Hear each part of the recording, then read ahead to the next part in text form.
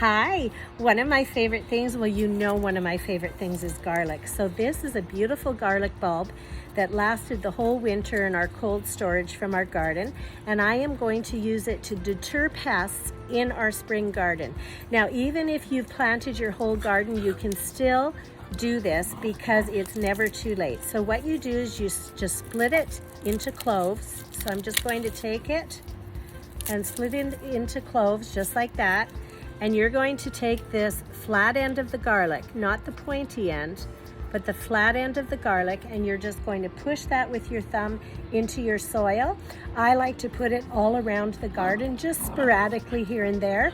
One of your best pest controls. They hate the smell of garlic. Right? It's awesome. So you want to do yourself a favor in your garden so you don't have to spray garlic. You have a great day.